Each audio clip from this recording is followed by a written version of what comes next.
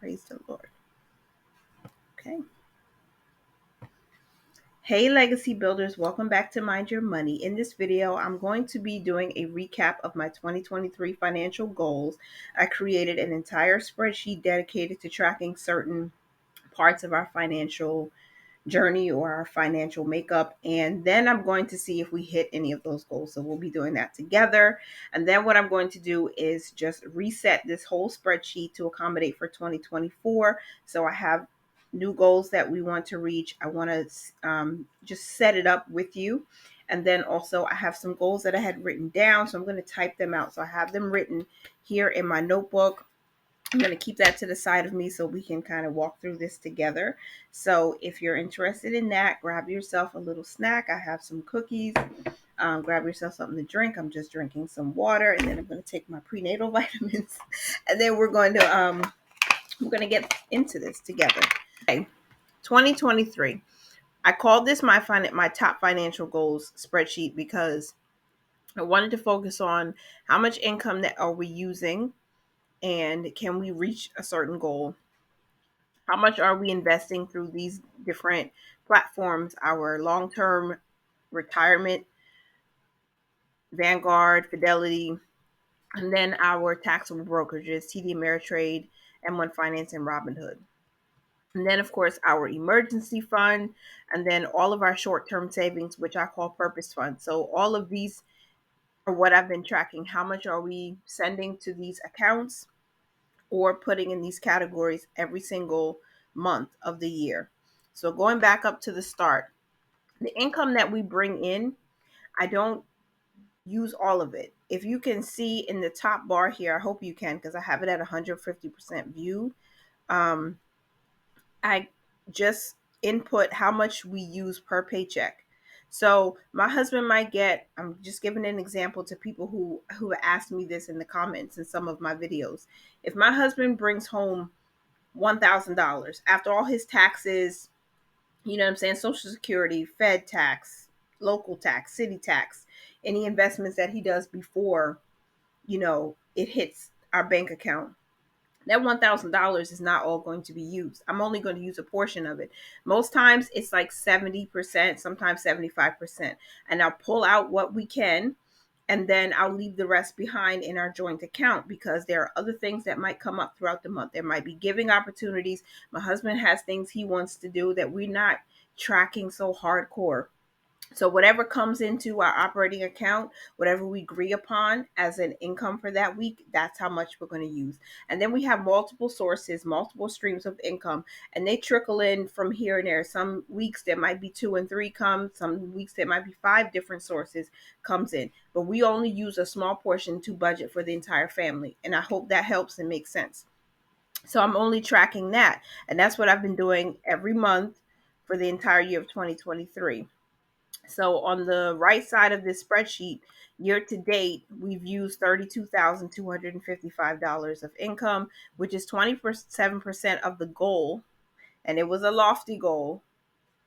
I get being straight up and honest with you, it was a lofty goal. My goal personally was believing God for $120,000 to be able to use in the year 2023. We haven't hit that. We're only 27% of our goal. But I like to see it broken down this way to help me, it motivates me to see how close we are, how far away we are, and it tells me how much work we really have to do to get our income back up there. Now, if you don't know, at the beginning of 2022, I became unemployed officially because my boss died. The agency, I worked for her for over a decade, and unfortunately, there weren't things in place to keep the agency going after she passed. So, me and everybody else who was employed under her business lost our jobs. So I have not worked since then. And we've had some ups and downs personally since that time. So right now, this is only reflecting of my husband's income and a few dollars here and there. And I say that modestly when I get income from different streams like my website revenue, Google AdSense revenue. I am an Amazon affiliate. So whenever I get affiliate income and little things here and there that I could use to pull in, that's what all of this is inclusive of. But again, we still try to live beneath our means because we're trying to build wealth for the long term. So that means we're not using every single dime we get. But whatever we decide to budget with, we do a zero based budget. I hope that's clearing up anything, any, confusion for people who did ask me in the comments. So January through we're in November as of at the time I'm recording this video, we don't have all of our income allocated for November yet. We only have for the first paycheck. So we still have, room to do some things between now and the end of December. So we'll see how that goes. But I just want you to get kind of see what I've been tracking and how I've been doing it. So the beginning of the year for investing was a little bit slow for some of these. So for example, we have just Robinhood, which is mine. This is my individual Robinhood, my M1 Finance account, and then my husband has an M1 Finance account. So I am not tracking his, so I don't have all of those numbers. I started to, but then I decided, in agreement with him that some of his stuff we're just going to keep it private because he's trying to learn more about day trading and he's learning more about that. So as he grows and does that, we're just going to keep that to the side. TD Ameritrade, my Vanguard Roth, and my Fidelity Roth. And then at first it was like, okay, let's just put more money into M1 Finance in the beginning of the year. But when we got to the end of the first quarter of 2023, I decided I think it's more important for me to go hardcore and put more money towards my individual retirement account with Fidelity. So that's what I started doing. And plus, I got this awesome savings challenge from Erin Budgets Aimlessly. She's a nice internet friend of mine.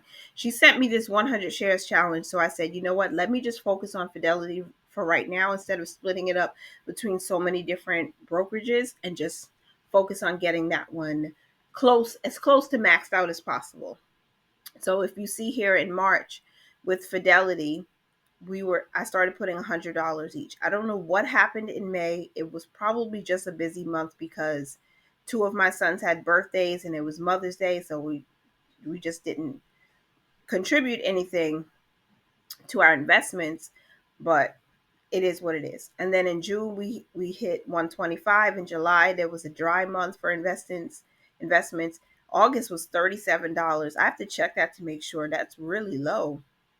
And then we started again back in September, October, and now we're in November. So we have three more paychecks in November, and then we have five paychecks in December. So let's see how much more we can contribute. And so far for the year, we've invested $792 in through Fidelity, and in total $887 for this year. So we still have more room to grow. That's 2% of our goal. Our goal again was a lofty one, $50,000. I don't think there's anything wrong with God-sized goals. So if they're big and they kind of scare you and they make you feel nervous, and if you're afraid to say it out loud, then maybe you need to stretch your faith a little bit more. And that's what I was doing. So I'm going to continue stretching my faith. I keep saying faith.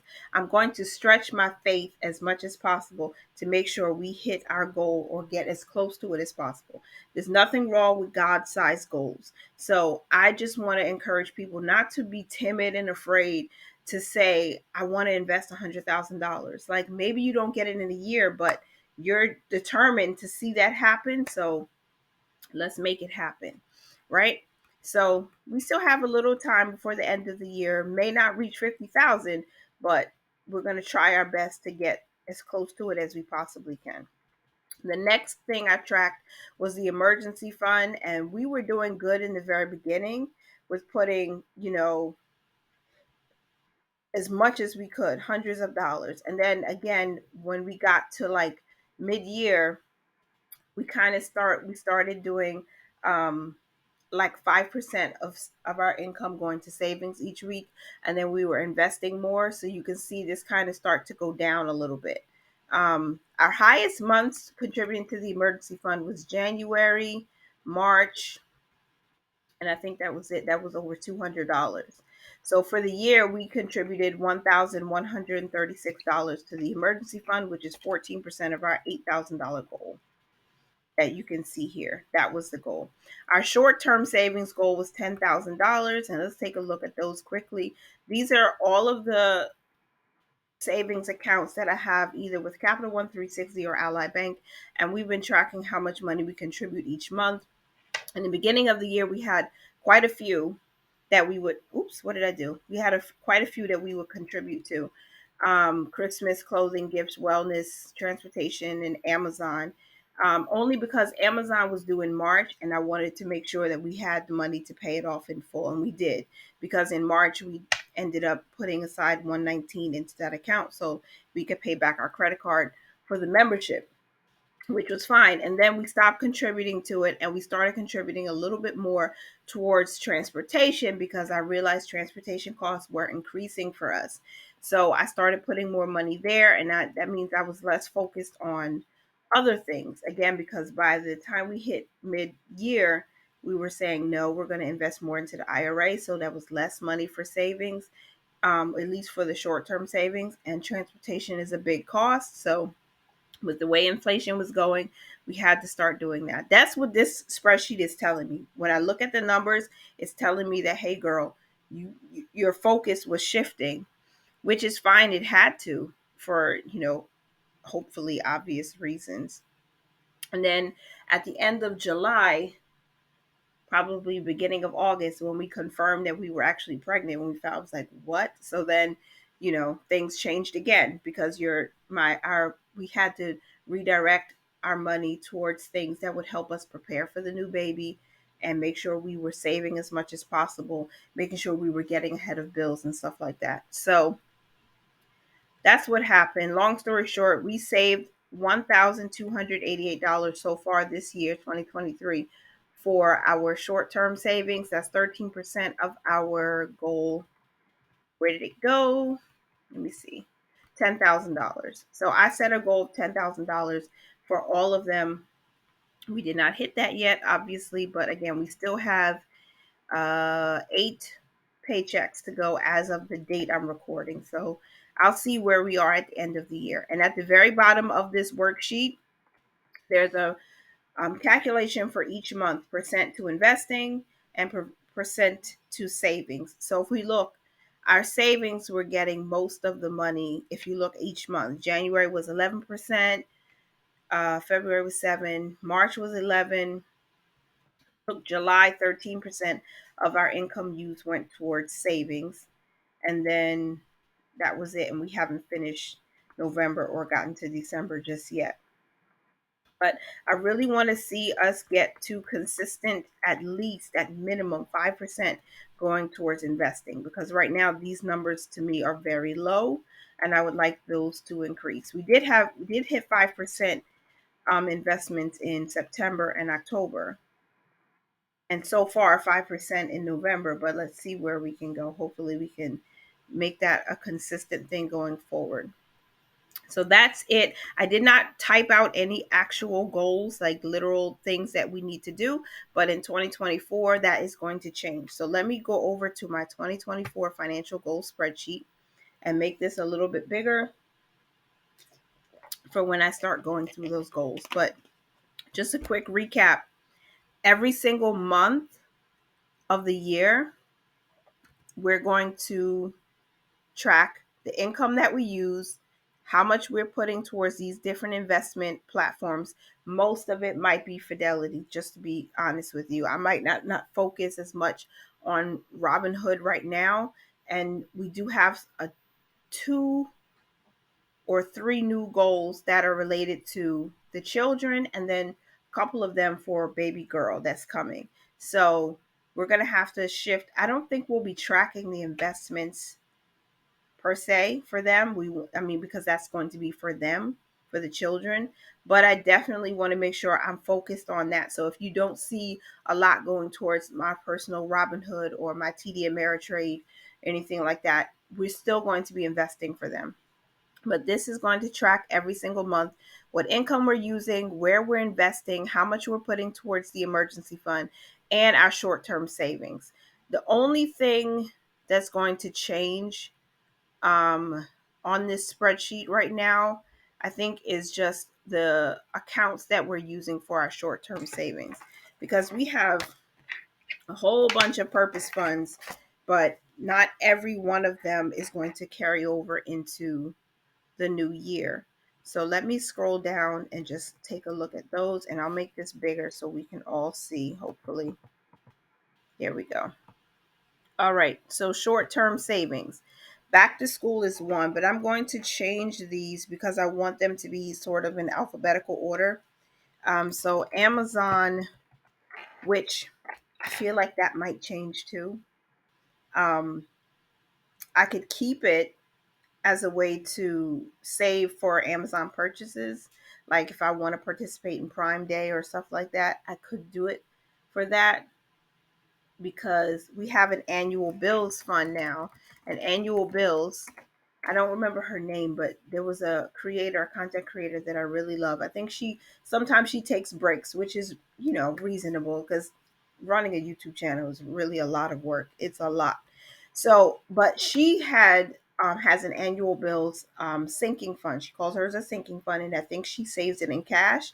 And I thought that was a good idea. So I just lumped all of our annual subscriptions into annual bills. So Amazon, if I do decide to keep it, might just be for shopping when I want to shop on Amazon, so I can do it guilt free. But we'll see about that, because we need something to save up for the automatic investments for our children, especially for baby girl, since she's going to be born probably around the time you see this video. So we want to have something for her. I'll figure that out. So Amazon annual bills, and then of course we have back to school, and then Christmas. Clothing is one we're keeping. Gifts is a big one. We're going to keep that. That's for everything outside of Christmas. That's for birthdays, anniversaries, special events, milestones, things like that. Not even birthdays, really. Yeah, birthdays, gifts for teachers, gifts for the mail person, gifts for, you know, the lady at the supermarket who prays with me sometimes. Like there's a believer in the supermarket, and I saw her one day, and the Lord told me go up to her and ask her if she would pray with you, because I was going through something and I just kept feeling this pull. And it took me 2 weeks before I finally walked up to her and I said, "Are you a believer? Can you pray for me?" And she's been praying for me ever since. And so whenever we want to bless someone like that, we'll pull it from gifts. Then there's home, and that's a big one. We'll talk about that soon. Then we have milestone birthday. This used to be 40th birthday because it was in honor of my turning 40, my fourth decade on earth, but I figured maybe we should name it milestone birthday. So when my husband has his next milestone in a few years, or when like my teenager turns 18, or when the other children, when they hit milestone birthdays like 16 and 18 and 21, then we'll have money already saved up to help celebrate those. um Transportation is going to stay. And then we have vacation. So yeah, that vacation. And then vehicle insurance, we'll have that because we need to start putting money in there again. And wellness. So those are the accounts that we're going to keep. That is 1, 2, 3, 4. Let me just use this. I don't have to count it. Let me see. 12. 12 different funds that we're going to have, and we're going to track them every single month, every week of every month. So let me make this to the side. All right. So when January comes, all I'll do is, let's say for the first week, we planned, I don't know, maybe $30 to go towards Amazon, or $5. Then I would just equal five, and then I would add to that every single time, we add money to it, and then I'll track it. So those are the funds we're going to use. And of course, this is saying error because there's nothing filled out on these forms yet. So let me make sure my formulas are correct. So let's say for January, we did use $750 each week as a minimum. So that's $3,000, right? And then let's say I contributed I think it's supposed to be like $38 a week. Let's say we did that in the month of January towards investing. And then for the emergency fund, let's say we did the minimum of $10 every week, right? And then, just to see if this is adding up. So yeah, so you can see down at the bottom, my formulas are actually correct. The percentage of investing would be 5%, percentage of savings 1%. I'm going to take these out now because I don't want to confuse myself when it's time for me to actually do this. Okay, so it looks like they're going to be doing some mowing of the lawns right now. So pause for a minute. Okay, so I think they're almost finished with mowing the lawn. I'm really sorry if you can hear all of that. I'm going to try to run through my financial goals, or what I would like to see happen in the year 2024. So this is the breakdown. The first thing is going to be the 529s. So we have a 529 open for my oldest son and my second son, but we need for the youngest son and then the baby girl that's coming. So we're going to do um let me see. We need the one for J1, J2, J3. All of my children, their first name, their initial of their first name is all J, and J4, which is baby girl. So we need to make sure that not only do we have all of them opened, but we're also automating the investments to them. So even if we have to start with $5 a week or $20 a month for each of them, at least we have the shortest amount of time to save for the oldest because he's already in the 10th grade. So in 3 years' time, 2.5 to 3 years, he'll be going to college. So we have to beef his up a little bit more. He already has an established one, but we have to work on the others while we have a longer period of time to save for them. All of my boys have savings accounts, but we don't yet have one for the baby because she hasn't been born yet. So my goal is in 2024, once she's born, is to make sure to open one right away and get her that high interest while it's still a thing. So we have to open for baby girl, um, and we'll just put J4 because she's J number 4. The next thing I want to do is make sure we start a cash binder for her. All of our children right now currently have cash binders. The reason why they have cash binders is because we're teaching them to save money. We're teaching them the importance of giving, saving, spending. And I want them to get an understanding of how to manage it properly and healthily before they get to the age where, like my oldest son, who's about to start working a job, and I need them to understand that we have to work to earn, but we don't want to be squanders of the money. We don't want to waste it. We want to be careful about saving for big purchases and all of that. And giving is a really, really big thing because I feel like it helps your heart. So when you give, you actually can receive more.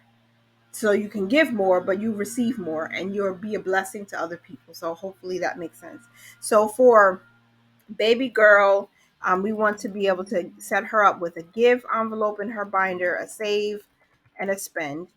And then also we have things like we need school, trips, which for her will come up like sometime maybe 4 years after, 4 years from now. But that's that. It's so loud.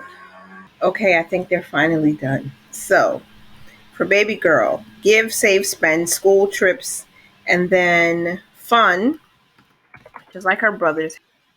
Okay, so my camera cut off because we hit the 30-minute limit, but give, save, spend, school trips, fun, and family. And right next to each um, envelope that I would name in her binder, I just chose a small amount to contribute. Now, this is not exactly what could happen, but this is what I would like to see happen. At least $1 a week going into her giving, $5 a week into her savings, 20 into her spending weekly, 15 into school weekly, 5 into trips weekly, 10 into fun weekly and 5 into family weekly, only because I figure $5 per family member. And if there's 4 months in a year, then 4 months in a year, 4 weeks in a month, we'll be able to have enough for her to, like, buy a little something for the family and stuff like that. But of course, we'd be building on this for her because she'll be a newborn.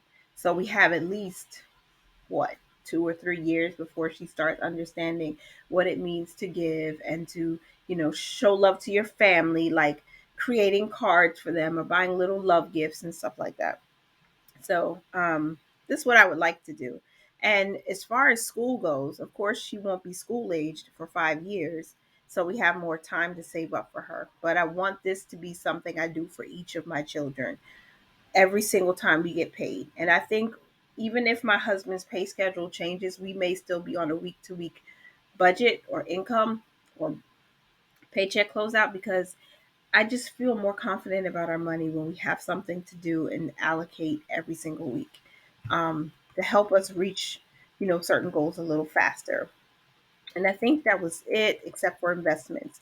So as far as investments go, where did I put that? Um, we need to automate the 529 contributions. So I think I talked about that a little bit in the very beginning of this section of the video, that I want to make sure that we're putting something every single paycheck into each child's individual 529, especially my oldest, since we have the shortest amount of time to put money towards that for him. Um, I want to also automate investing in Robinhood. So I know I talked about putting money more into Fidelity because, again, I'm doing the 100 shares challenge still. I want to be done with that. I want to reach 100 shares by the end of Q1 of 2024. But also, I have a whole lot of assets in Robinhood that actually pays dividends too, including, realty, which I want to kind of build up some more. So if I can automate that in 2024, that would be great. Even if it's just $10 every week or every other week, something like that. I would want to put something in there. And then for exercise for me, I'll have the baby. I'll give myself at least 2 months to recoup, get her on a schedule, get everyone acclimated to this new family member, and then start my regimen again, like I did in the beginning of 2023. So I'm going to give myself a small goal of consistent workouts 2 times a week, 2x a week. Let's do that because we still have the YMCA membership. They have classes, I think there's mommy and me swimming classes, which I don't think I'll take baby girl to until, by the summer, she should be 6 or 7 months. So maybe it'll be okay, but I want to work out on my own and I want to get back to a healthier size. I want to get back to being fit and strong. So that's one thing I'll need to do. And charity. Now, we always give to charity. I give to charity, but there's something specific, more specific I wanted to do. And I'm deciding to share this openly because I feel like it'll bring more awareness to this specific topic. And hopefully other people who haven't thought about this as a charitable donation or an organization to give to, maybe they'll be inspired to do that because I've been inspired to do that. I've given to cancer, especially cancer research, and to other, diseases that are plaguing certain communities. But I feel like this is one that directly affects the family. And because my family is growing, I feel like it's very, very important for um, women and children who are affected by this to be helped. So, one thing is I want to start doing is monthly giving to a domestic violence charity. And I'm already have one in mind when I'm filming this video, but I think my official contributions or charitable donations will start in the year of 2024. Um, because I'm still doing some research and some praying to make sure where I'm sending the money, people are getting helped.